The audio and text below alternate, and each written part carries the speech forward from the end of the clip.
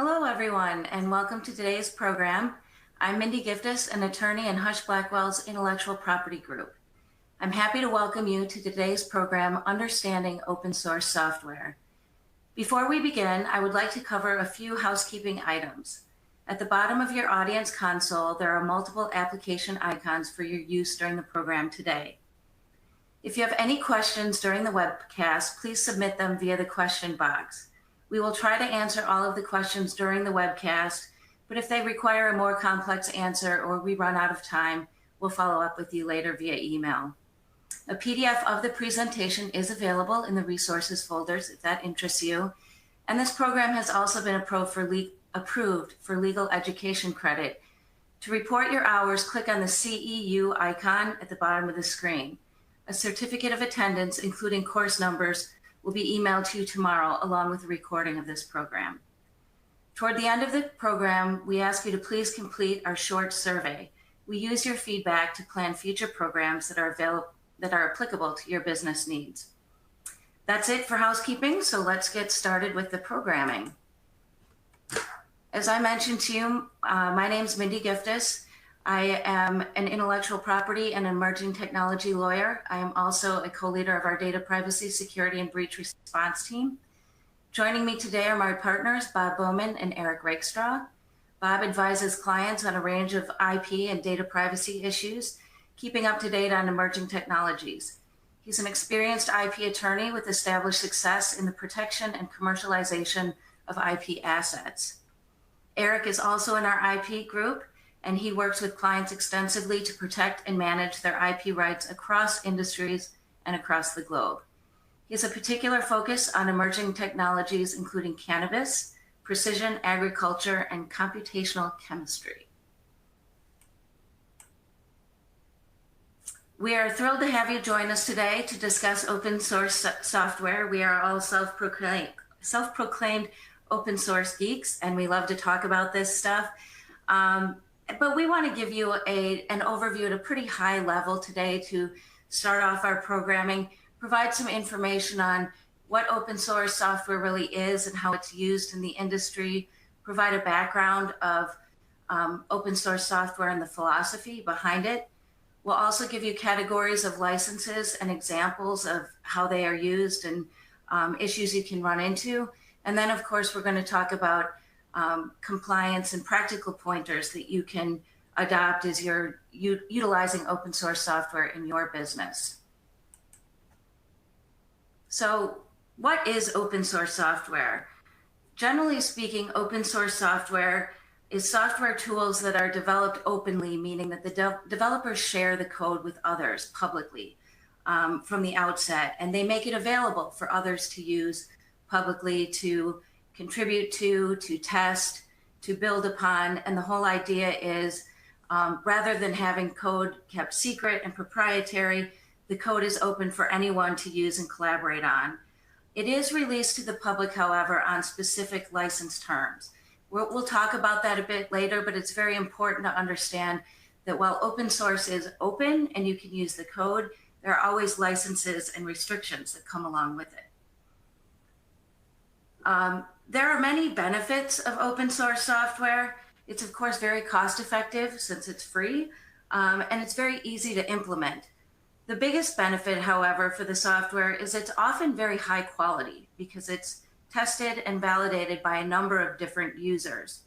The software is also typically highly supportive. There are many people collaborating, and it's not something that's a one-off piece of software. It's very heavily validated and tested.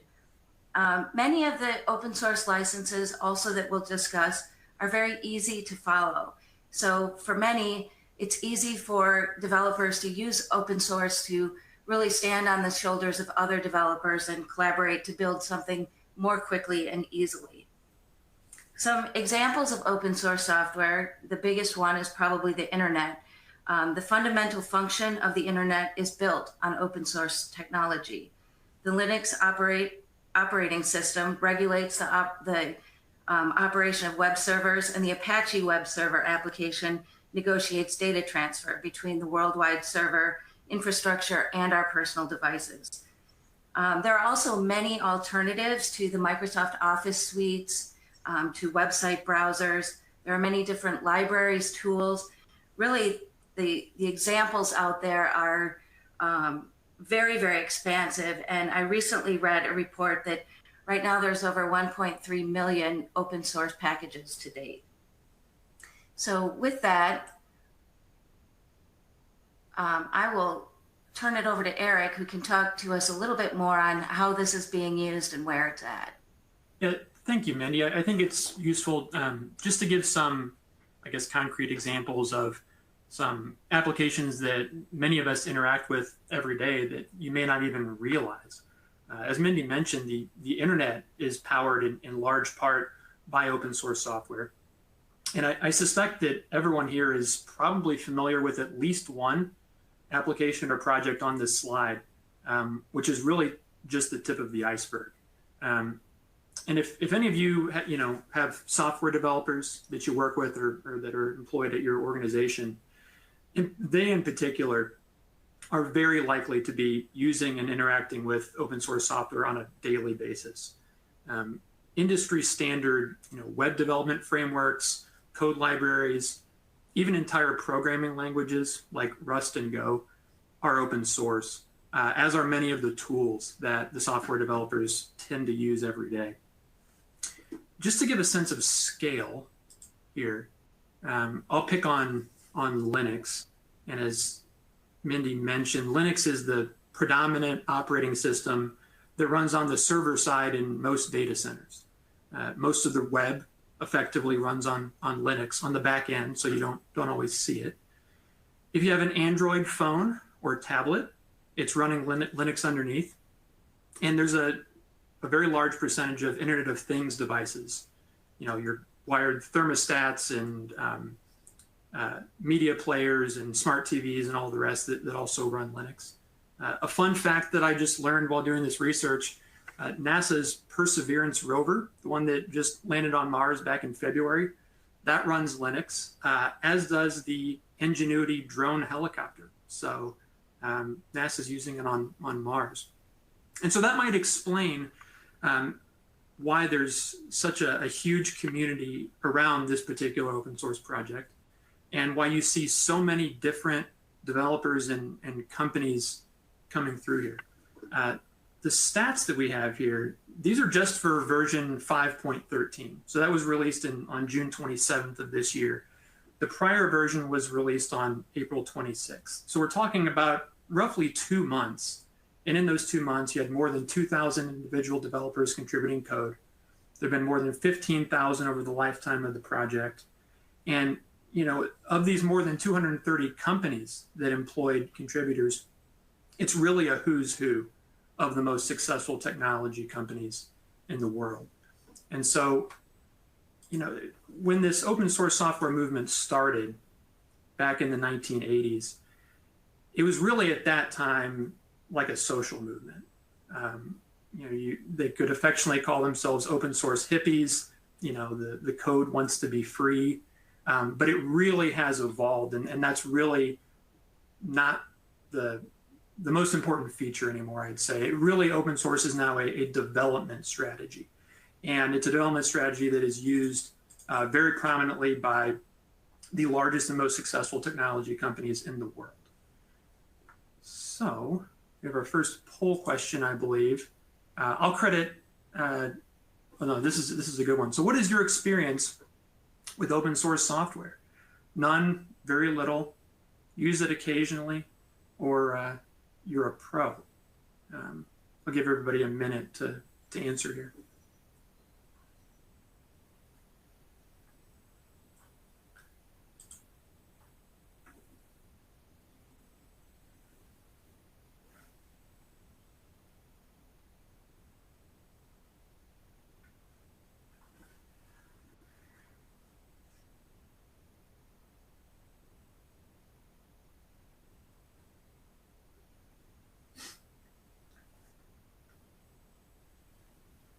Bob, any prediction about what the results are going to be?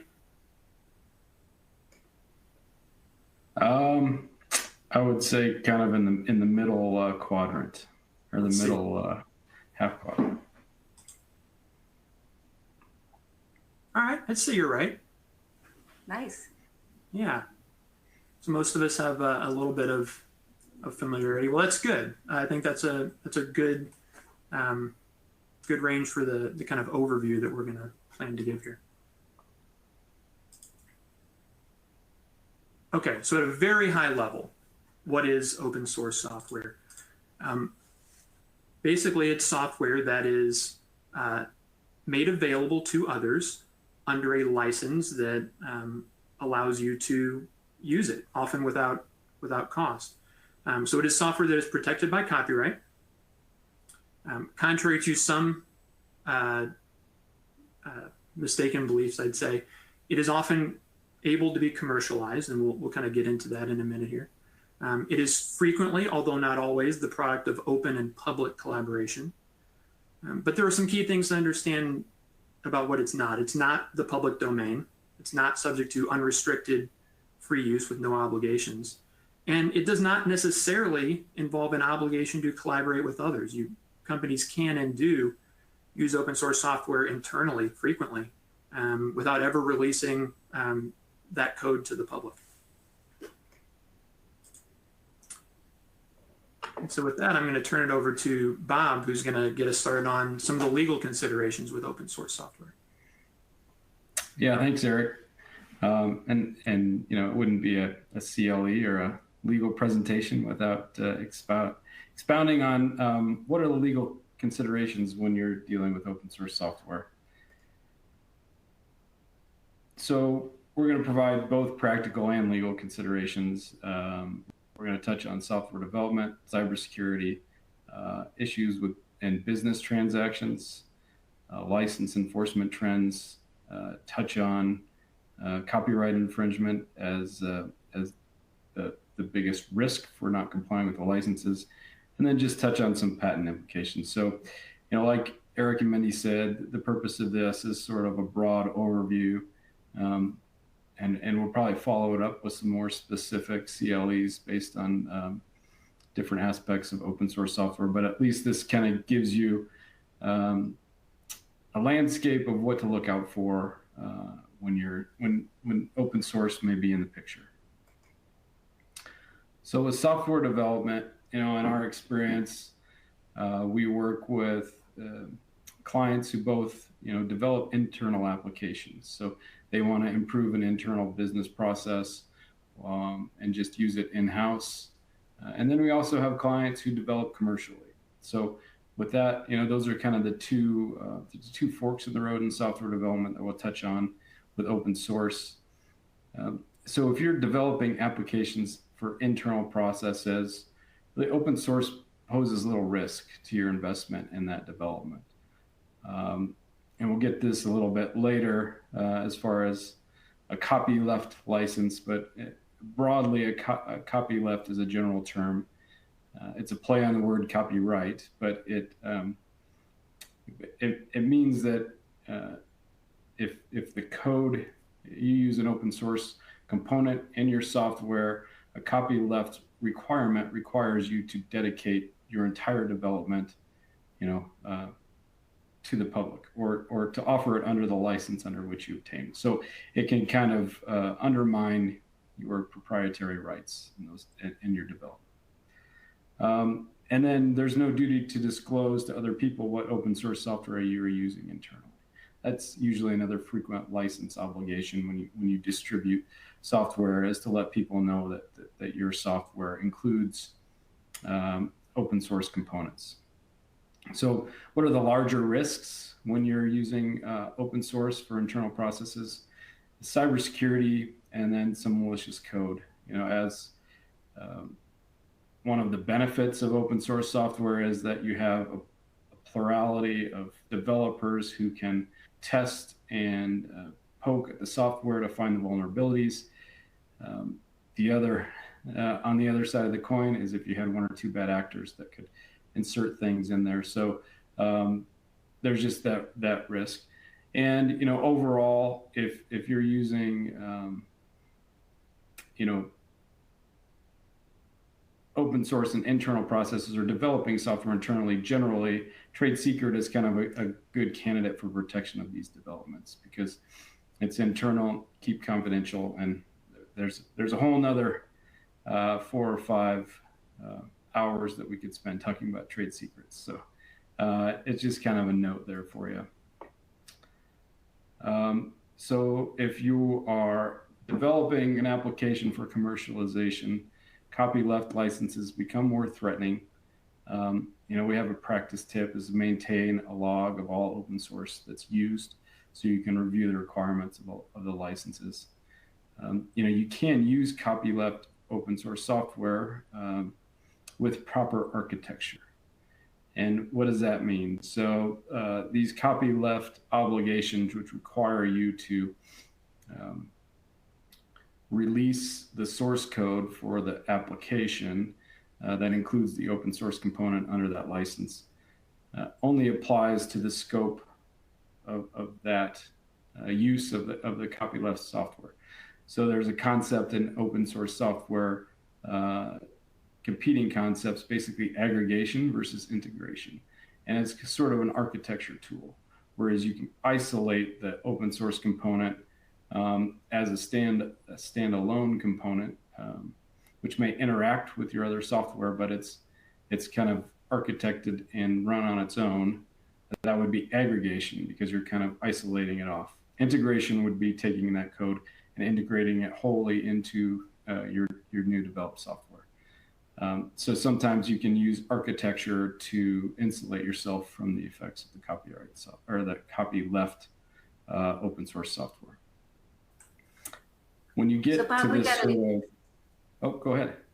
I was just going to say, we received a good question asking if you could elaborate on what it means to be developed for commercialization and whether that means it's creating a software product for sale, or if it also can cover when software underlies a public or customer-facing feature or function on a website or app. Oh, so it's a great question. So it depends on the open source license. So the original open source licenses triggered that copyleft obligation upon distribution. So that would mean conveying a copy of that software to another party, whether it's free or firmware or under a commercial, pay for license software. Some of the newer licenses have now include a software as a service as a distribution or a triggering event. So it just kind of depends. So you develop for commercialization. I think your question was right on in that it's really if you distribute it under any format. So you're giving away for free, it's included in firmware for one of your products, or you're just selling licenses to the software, either software as a service sometimes, or software, an installed software.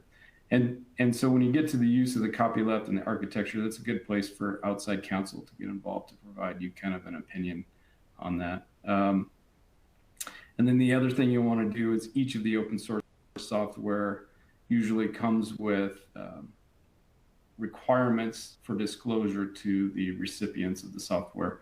It's usually, and it's mostly a warranty provision, but there are some other provisions that you need to include in your product documentation. So maintaining the log of the open source that's used will help you to make sure to double check that you have all the necessary disclosures in your documentation.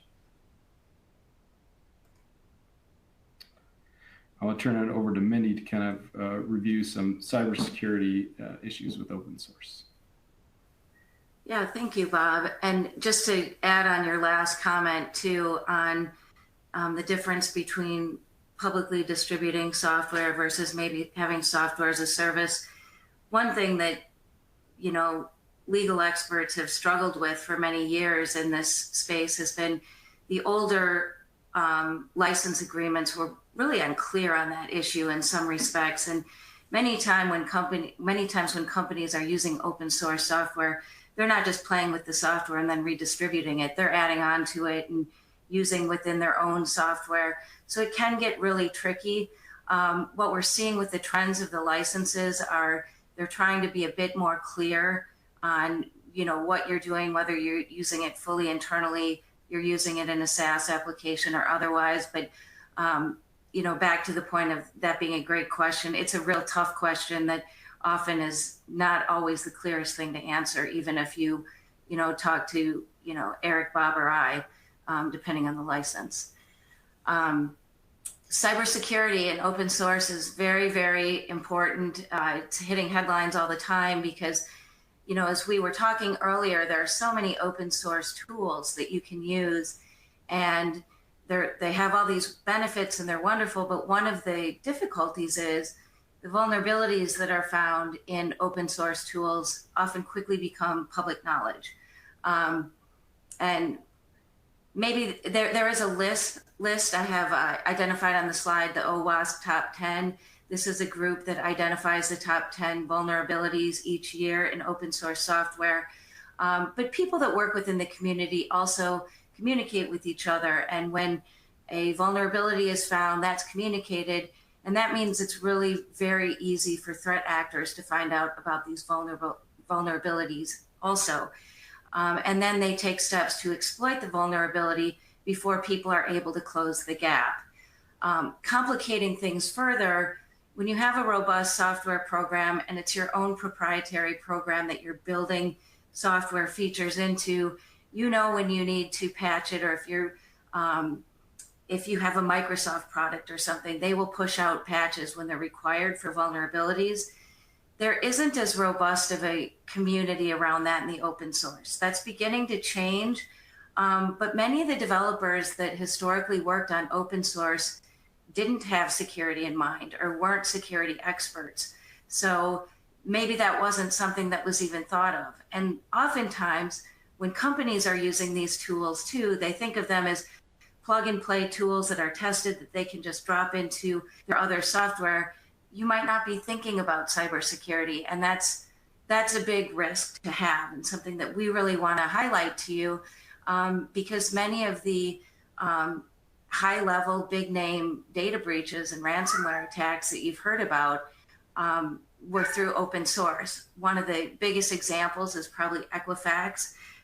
In 2017, the Equifax breach impacted about 143 million Americans and exposed a lot of very sensitive information. That was through an open source component through the Apache struts, 2007. So that was an unpatched open source application that led to this huge breach that could have otherwise been prevented had it been patched. And I'm sorry, before I switch forward, I also copied on here this graph that shows the top 10 vulnerabilities from 2017 to 2021. Vulnerabilities are constantly changing as threat actors are continually upping their game and finding new tools. But some of the top ones are broken access control, insecure design, security misconfiguration, and vulnerable and outdated components. I did want to mention vulnerable and outdated components because, again, while open source components are often frequently updated, not always for security. So a big key issue to keep in mind when utilizing open source. Some tips and things to think about as you move forward. Make sure that you know what open source components you're using and you know how and where there is support for that. For example, where do you find out if there is a vulnerability? Has security been built in, or is that something that your team has to focus on? Another statistic I read preparing for this was that some vulnerabilities in open source were going over 4 years before they were being detected. That's beginning to change because of so many of the breaches that are taking place. There's a lot more highlight on it, and the vulnerabilities are trending down, but it's definitely an important thing to think about. And the last piece I'll say on the cybersecurity side is, even apart from your own internal development and what you're using, a lot of vendors that companies are using, say managed service providers, other software vendors, have different open source components, often in the ways that they communicate with you and with your systems.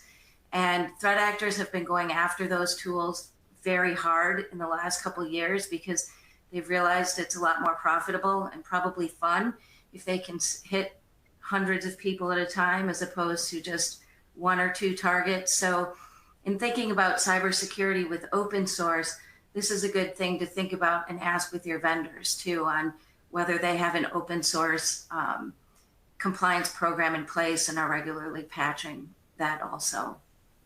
Mindy, we have another question, and I think this is a good place to address it. So a different Eric asks, how would we recommend a company audit their existing code to know if there are any open source software violations? Is this even possible without reading every line of code and knowing the ins and outs of every affected license? Yeah, that's a great question. And fortunately, the answer is there are a lot of companies that provide software solutions that will very quickly do this for you. And it will scan your systems and it will run reports for you. Sometimes it'll say it's not sure what the open source component is, but it's a really great start. And it's much easier than trying to go line by line through code or manually try to go back and figure out what all you may have.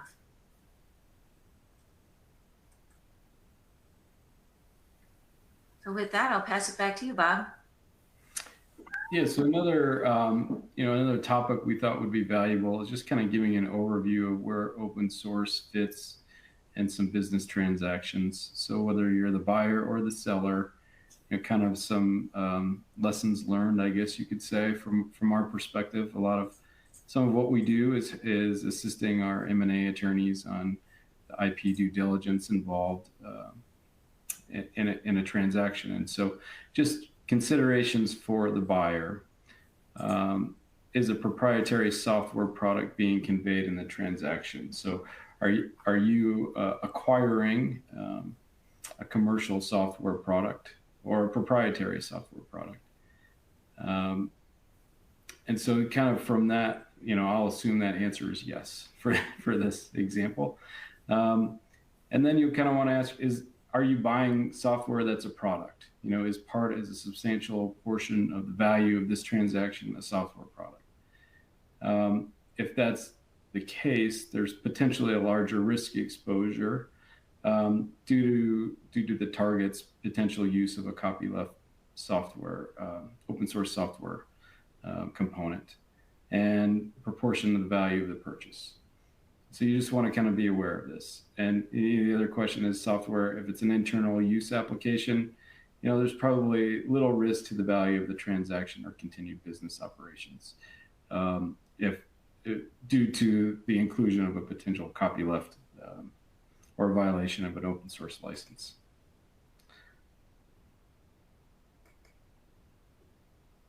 Oop, too many, sorry. So, what we would suggest when you're looking at an asset purchase agreement or other purchase agreement is you would want to request the list of the open source software that's included in any of their either commercial or proprietary internal software applications, just for diligence purposes. We typically insert reps and warranties for title on any of the software, that they're the owner, that they're in compliance with all the open source licenses, and if you can get it, that there's no Copyleft open source software included in the product. And then other considerations is including either an indemnification obligation, or depending on the proportion of the value the software may have as part of the transaction, a holdback to kind of account for the value of the risk that could be involved in through this, through an open source vulnerability or the use of a Copyleft provision. So, you're going to want to kind of determine, is software the main product, is software an ancillary product, or is it internal use to kind of judge what that risk is? Again, software attorney involved in the transaction can advise you on that. And so if you're a seller in this transaction, we'd suggest you look at, do any of the assets that we're selling include open source software? And if so, do we have an open source software inventory? Can we provide that to the buyer and compile documentation to demonstrate the limited impact of the open source components that are included.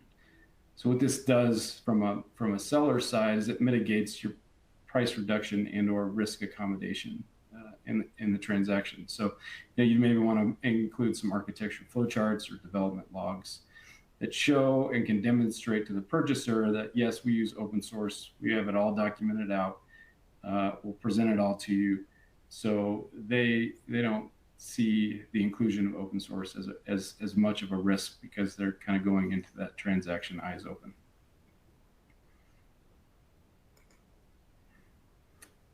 Now I hand it back over to Eric for some license enforcement trends. Yeah, thank you, Bob. So an open source license is what gives you the right under copyright law to use a particular piece of software, right? And if you are not within the terms of the license, then you are potentially liable for copyright infringement with everything that entails. Now, historically, litigation over open source licenses has been very rare. And when it has happened, it's been primarily focused on seeking compliance with the terms of the license, typically meaning, release of the covered source code, rather than seeking monetary damages. Now, that may be changing. It's hard to tell. There are two actually very recent actions filed in October that I think are going to be interesting to talk about for some context here. So Vizio, which is a manufacturer of popular TVs and smart TVs, I think I have one in my house. They just got sued in Orange County, California, for breach of 2 open source licenses that are used allegedly in software contained in its smart TVs. That's the GPL v2 and the LGPL, both of which are Copyleft licenses. And one thing that's relatively unique and new about the way this case was filed is that Software Freedom Conservancy is a nonprofit that has formed to frequently sort of advocate for compliance with these open source licenses. And when they've litigated before, it's typically been on behalf of the copyright holders, so the people that wrote the open source software and own the copyrights. But in this case, they're not suing on behalf of the copyright holders. They're suing as consumers of Vizio's products. They went out and bought a TV and then said, hey, you've basically, through me purchasing this TV that has open source software embedded in it, you have distributed this open source software to me, and I'm now entitled to the source code as a consumer. And so we'll see where this lawsuit goes. We're going to watch it closely, but if it's successful, it could potentially open the door for consumers and not just copyright holders to enforce open source licenses. The second one on here, that is Donald Trump. The Truth Social Network, I guess, is a new sort of Trump-backed, alternative to the traditional Twitter and Facebook and the other social networks. That had I guess you'd call it a soft launch recently, where they opened it up to people, I guess, on a test basis. And some people got on there and created accounts and whatnot. And some of these people noticed that the network and the application software appeared extremely similar to an open source project called Mastodon, which is an open source version of Twitter, basically. And Mastodon is licensed under the AGPL, the Affero GPL, which is one of the newer licenses that Bob mentioned earlier, that actually covers not only distribution, but if you interact with the software over a network, it considers that to be within the scope of the license where you need to provide source code. So they were using this as, basically software as a service. And under the AGPL, any consumer of that software is entitled to a full copy of the source code. And so Software Freedom Conservancy, the same group that just sued Vizio, sent a 30-day notice under the terms of the AGPL to the Truth Social Network requesting the source code. That'll run out, November 30th or November 21st. and we will see if they respond or not, and if not, if a lawsuit gets filed. So we'll be watching these. But if there's a takeaway here, it's that litigation over this stuff is rare, but it is possible, and it does occasionally happen.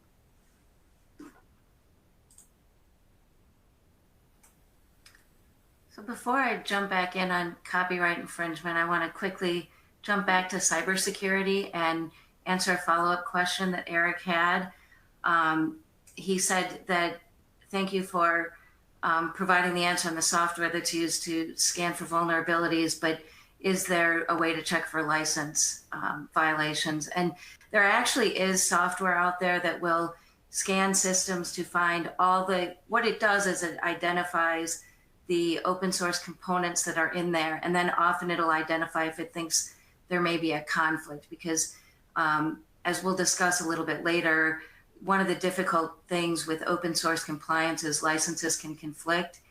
You're still going to need an attorney to look at it, whether it's in-house or outside counsel. It's not going to give you all the answers, but it does give you a roadmap, so you can say these are the top 15 open source programs that we use.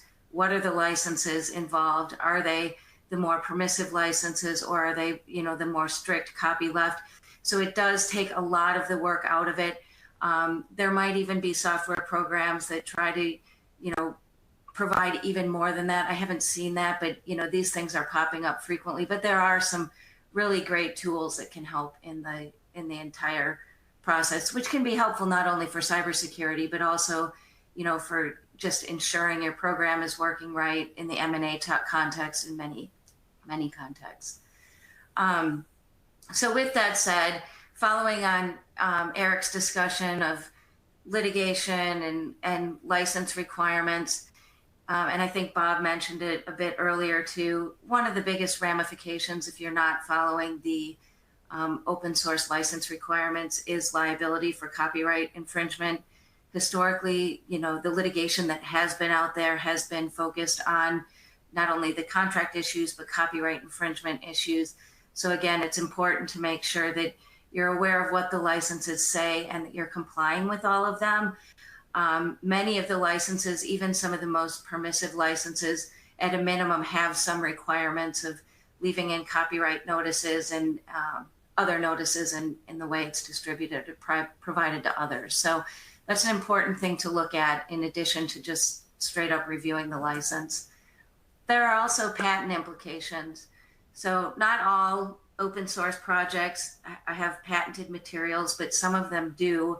And those that do will grant an explicit patent license to any users that want to use it. There are some examples there: Apache 2.0, EPL 2.0, GPL version 2, etc.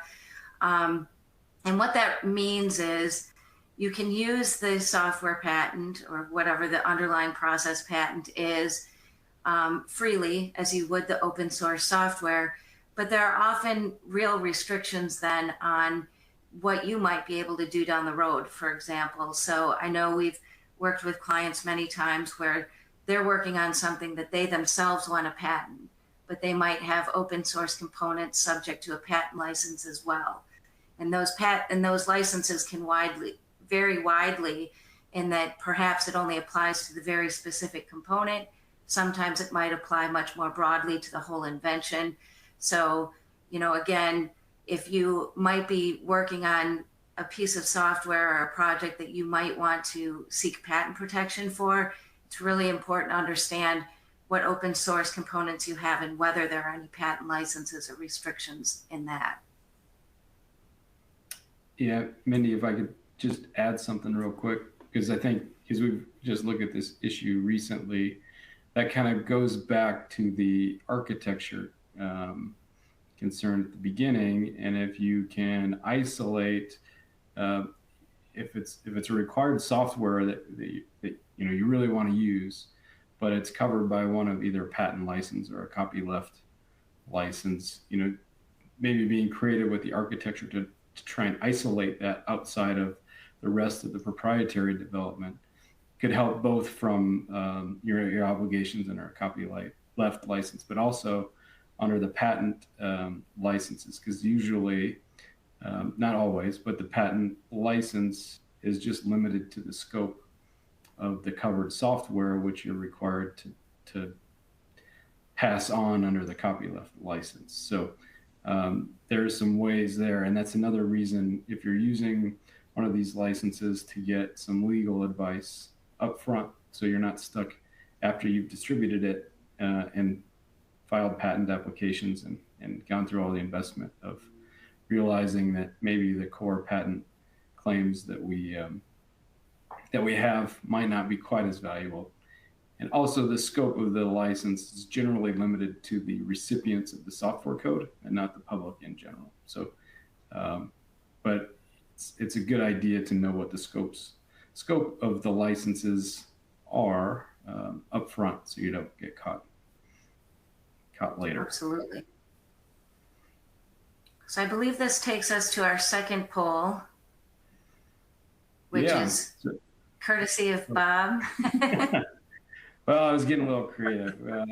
We had to have these duos, so this is kind of going back in history, but we wanted to just take a little pulse to see who your favorite software development duo or triplet is. You got Bill Gates and Paul Allen of Microsoft, the Steves at Apple, Mark Zuckerberg and the Winklevoss twins, although there's some dispute on how much of a role the Winklevoss twins had in that development, if you've seen the movie. Then Larry Page and Sergey Brin from Google. So we'll just give you kind of a minute to fill out this fun survey.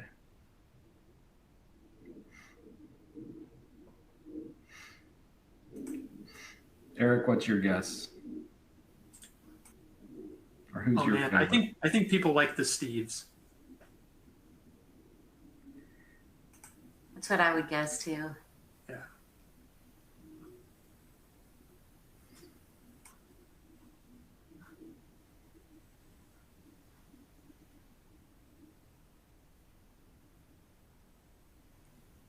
Give you about 10 more seconds here if you want to participate.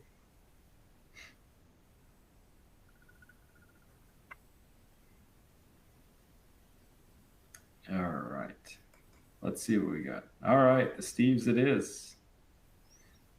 Not big Facebook fans here. That's probably a good thing. No, I will not inject my opinion.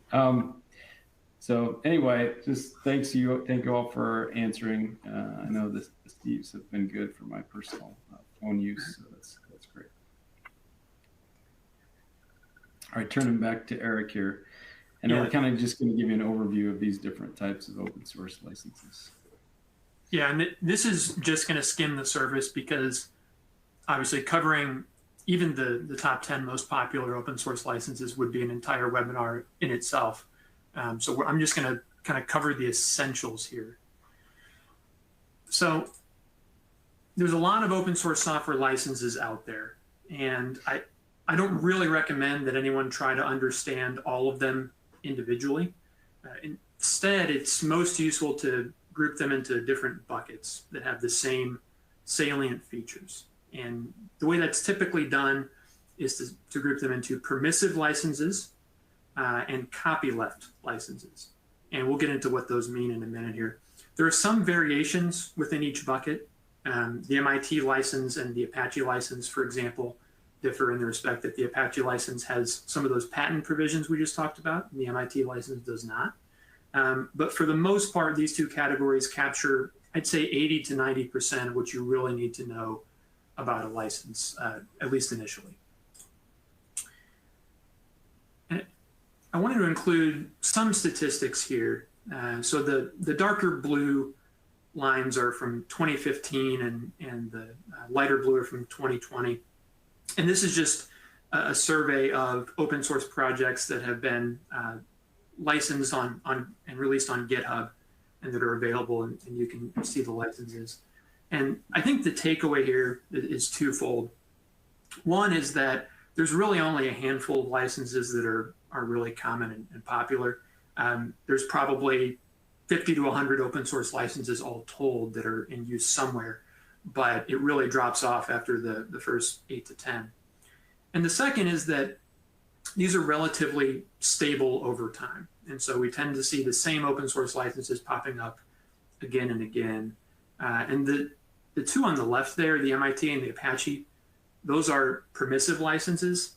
And overall, if you're looking at open source software projects on GitHub, permissive licenses take up about 3/4 of the total.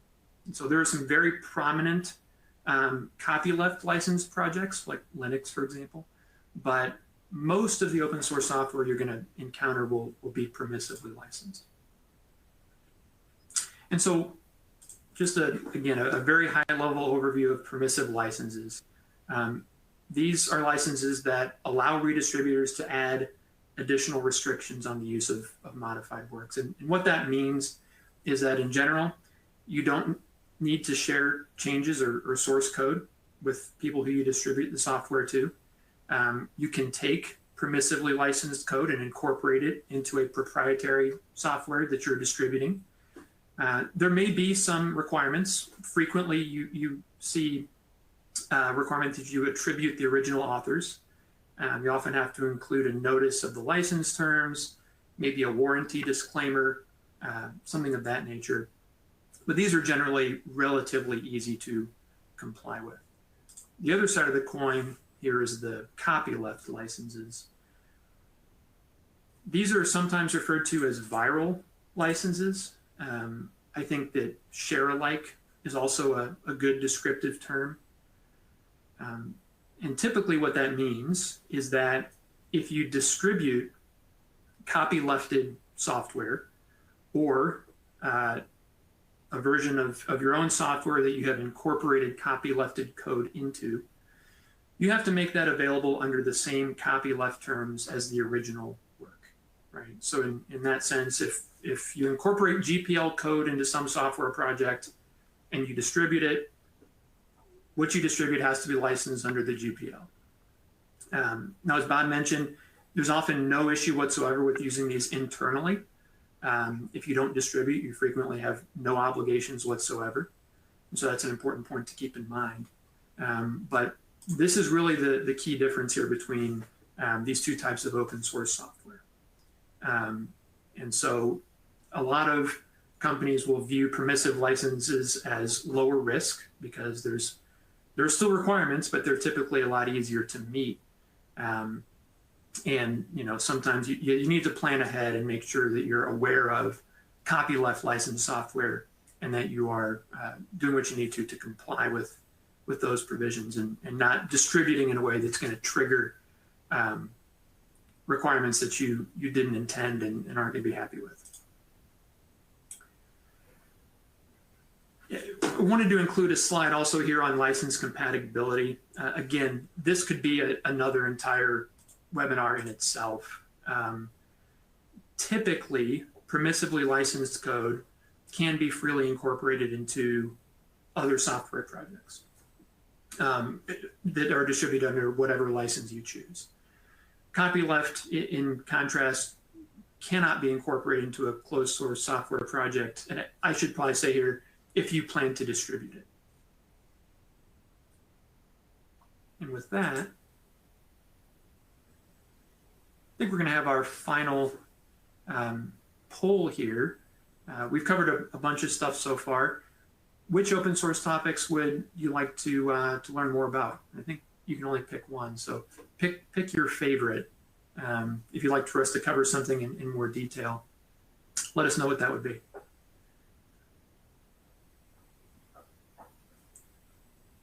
Bob, do you have a favorite here?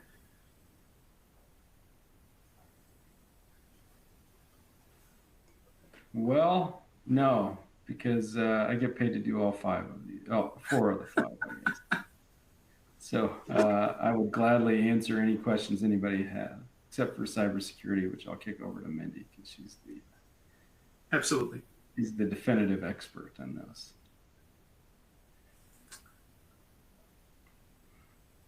All right, I think most people have had a chance to submit now. So in the interest of time, I'll show us the results. All right, that's good. Pretty mixed, but developing a compliance program is the number one. And I think that's with good reason. That's very important for every business that's using open source, you should have a compliance program. And we'll get to that in a little bit more detail here in the next couple of minutes. So one more little tidbit on license compatibility. The nature of different copyleft licenses means that even if two software projects are both open source and they're both licensed under different copyleft licenses, you may not be able to combine them legally with one another. And that's simply because a lot of times there's no way for a single work to satisfy the terms of two distinct copyleft licenses. The GPL and the CDDL is a good example here. So the GPL, because it's a copyleft license, says that this code or any derivative thereof needs to be made available under the terms of the GPL. And the CDDL says the same thing. Any CDDL code needs to be made available under the terms of the CDDL. Well, if you combine those both into the same software project, you now have an obligation to license that under both the GPL and the CDDL. But there are arguably some limitations and some obligations that are incompatible there, where it's impossible to meet both. So this is just another thing to kind of keep in mind as you're developing an open source compliance plan, that you may need to pick one or the other in terms of copyleft licenses moving forward.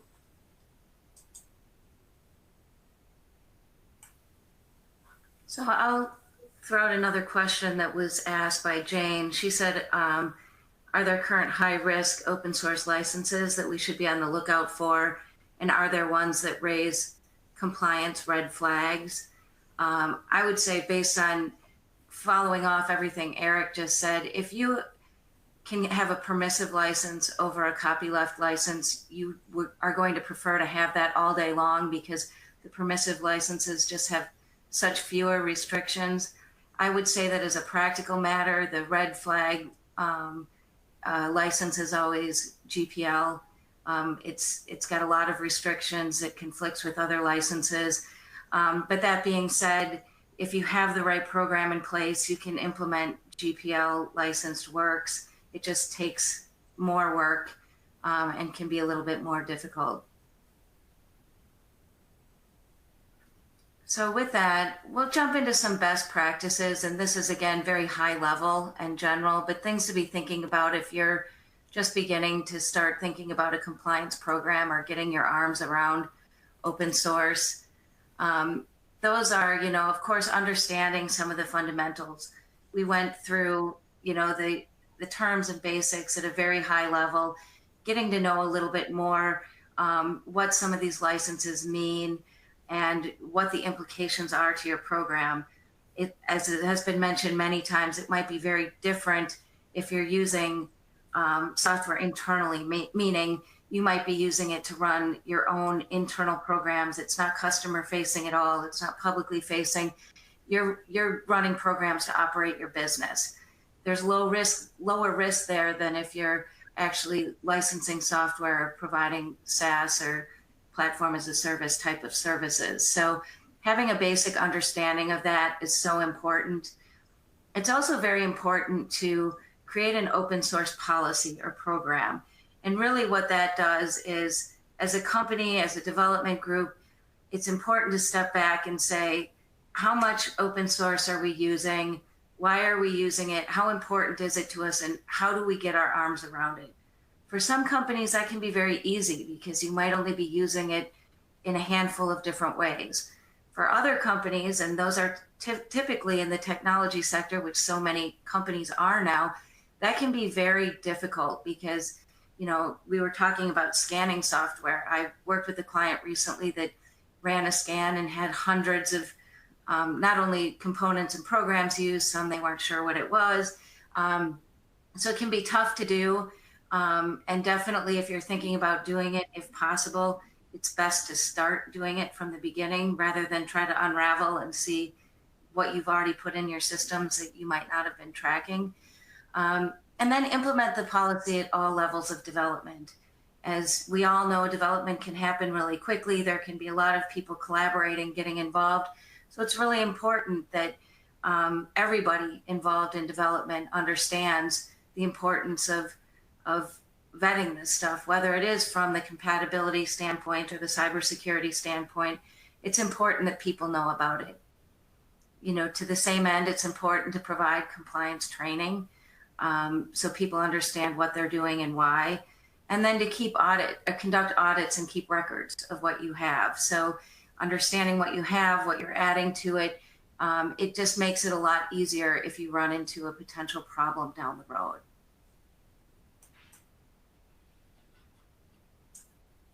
Again, for ideas or strategies, we recommend using checklists.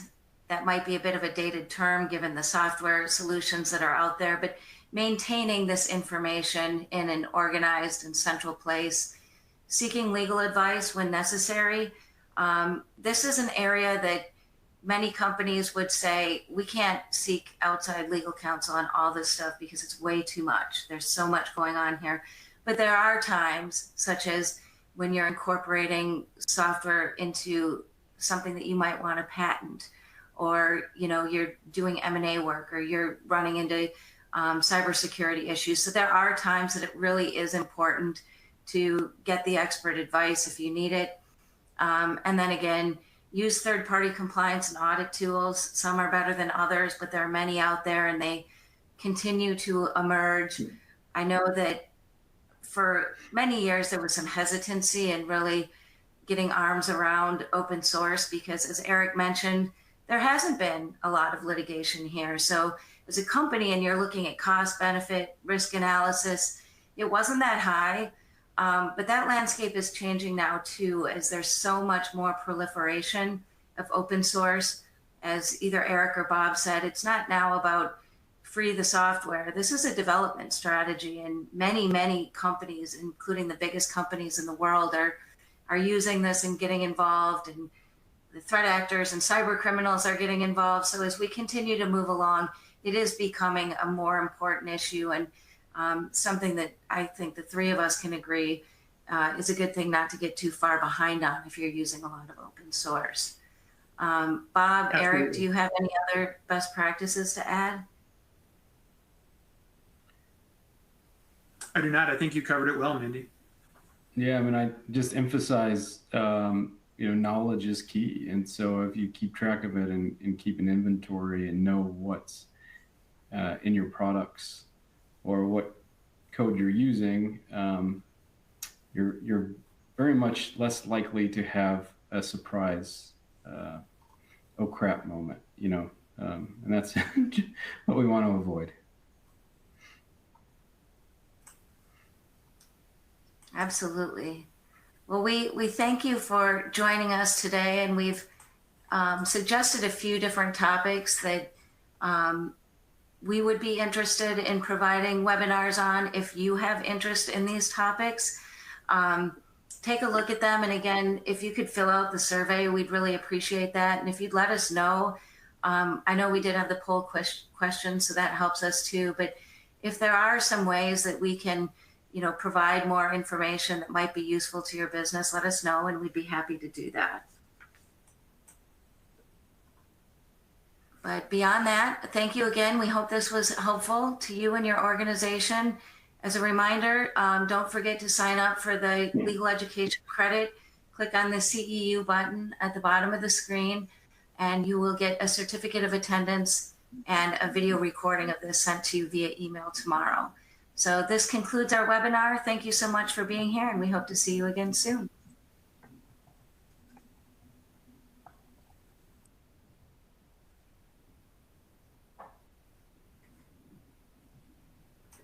Right on the hour.